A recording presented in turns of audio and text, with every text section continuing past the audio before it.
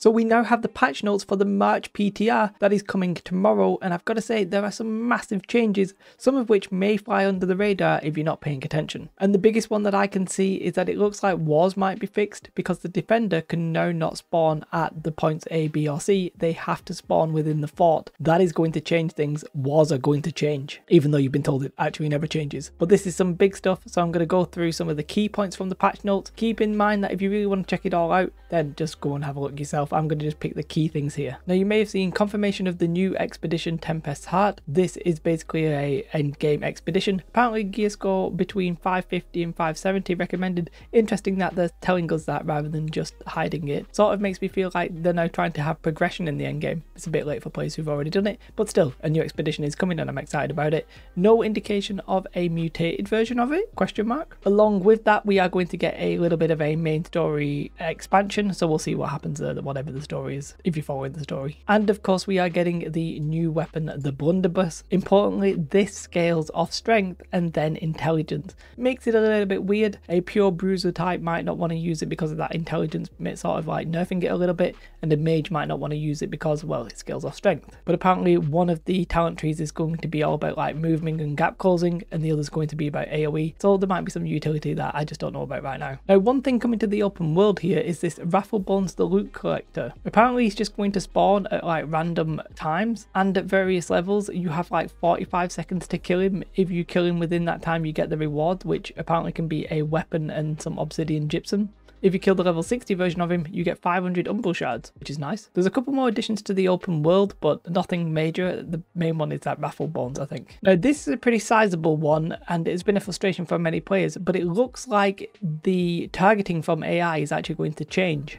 You may know that if basically somebody pulls a mob and then you run by those mobs then suddenly start chasing you for no reason. Well, it looks like that's about to change. The key thing here is that once an AI has their initial target, they will only evaluate additional players if they perform an aggressive action. So just running by probably shouldn't pull them. You now only need one person to open the expedition rather than 3 of you being near the door. The rest of you can simply teleport in. Now there's a couple of big changes here with the combat and your UI. The first of which is that you're now going to be able to open your inventory whilst moving. Now the reason we think they hadn't done this before is that they didn't want you changing your gear on the fly whilst you were in combat, but now they have made a system that determines when you are in combat rather than just looking whether or not your abilities are on cooldown. So yes, you're going to be able to open your inventory if you are moving, and that's all perfectly fine, and you'll be able to swap your gear and stuff like that. But no, you won't be able to do it if you are in combat. And there is a new system that is going to track when you are in combat. I sort of feel like this is going to be a little bit like World of Warcraft, you know, when you know you're in combat and then you can't do anything until you're out of combat kind of thing.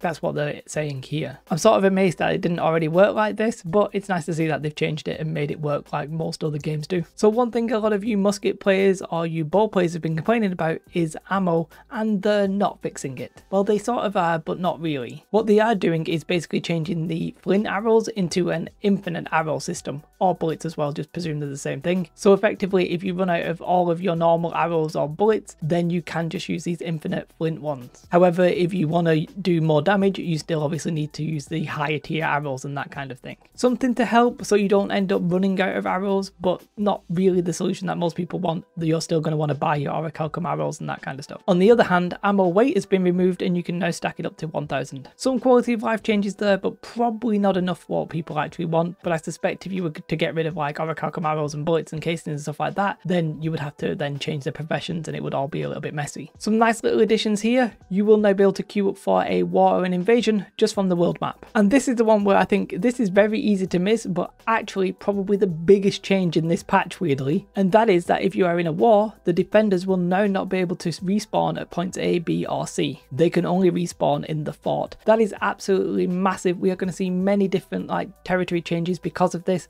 This is going to change that win rate for the defenders from 80% to something a lot more reasonable. I wouldn't be surprised if it starts going to like 50-50.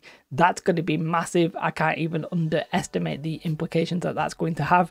It's weird that it's just sort of like one little point, but the implications are huge.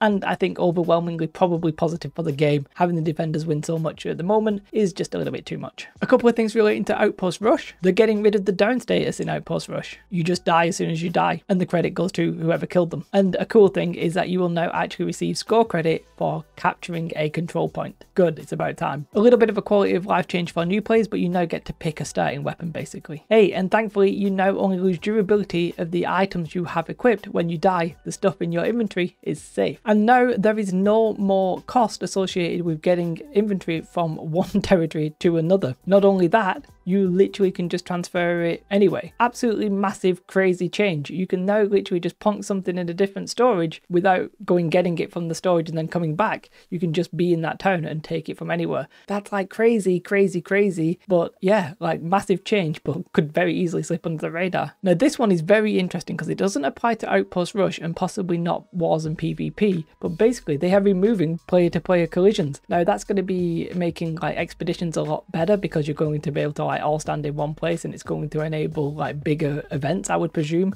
But for PvP, they obviously like the fact that you have to physically interact, and I think that's a good change. I really like that as an idea. Keep it for PvP, don't have it for the rest of the content. Obviously open world PvP, it now means that you can just run through each other, but I mean they've got to make sacrifices somewhere, I would guess. You might actually be able to finish the game as a solo player if you start now without having to do some of the expeditions. Nice change. As well as getting gypsum from Shattered Mountain and Reekwater, they will now include Ebonscale Reach. Good. I didn't do a quest today because I was like, hey, what if they eventually add this? Well, they're adding it pretty quickly. Another big change here relating to housing. When you abandon a house, you're going to get half of your gold back. That means it's going to be a lot easier to move from place to place without feeling like you're just completely wasting your gold. Obviously, you still lose half of it, but if there's some sort of death spot in your town, well, you can literally pack up and move. And to go with that, they're doubling the storage chest size. I don't know why, but they're doing it. Now, this one's a little bit interesting because it sort of looks like the juniper bags, but for crafting, well, actually gathering. For harvesting, logging, and mining, you can uncover hidden stashes of earthly rewards, elemental motes, coin, and diamond gypsum. Nice, interesting, makes gathering a bit more fun. Honestly, these patch notes are huge. If I sat here and read them all to you, we would probably be here about an hour. Like, if I just scroll through this, look how big these are. They're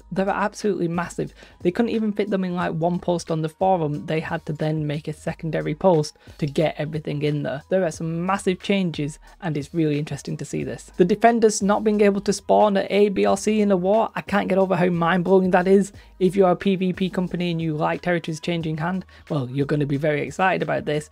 Gone are the days of the stagnant world. I actually think territories are going to change hand much more quickly and much more interestingly. And yeah, the wealth is going to spread around all the companies because it's going to be easier to take. It's just a great change. I think that's a really good thing. It may be a little bit too much, but we'll have to wait and see how that plays out in game. Yes, of course, the new expedition is interesting. Yes, of course, a blunderbuss is interesting. That scales off strength and intelligence, but they, to me, pale in significance to that change because I think that change is just good for the health of the game in the long run. More content was always going to be expected. But yeah, sorry for this one, just actually sitting here reading some of the patch notes. They always release this stuff quite late night in the UK, so I actually need to finish up and go to bed. But hopefully you enjoyed me just picking out the main important bits. And as I said, I'm really surprised and really pleased with some of this. These are some massive changes, and I feel like I say that sometimes and it's actually they're decent changes, but that war change, I cannot understate how important I think that is. Really happy with those kind of changes. I do wish they would fix something with the desync. They mentioned that in the dev chat, but there's nothing really mentioned here, so we'll have to wait and see about that one. I'm not 100% sure what they were relating to when they spoke about the faction meme with the Spider-Man thing. I don't know if that's in this patch. I don't know what it would relate to, but hopefully we'll find out soon. Like this video, subscribe to the channel. Have a most beautiful day. Goodbye.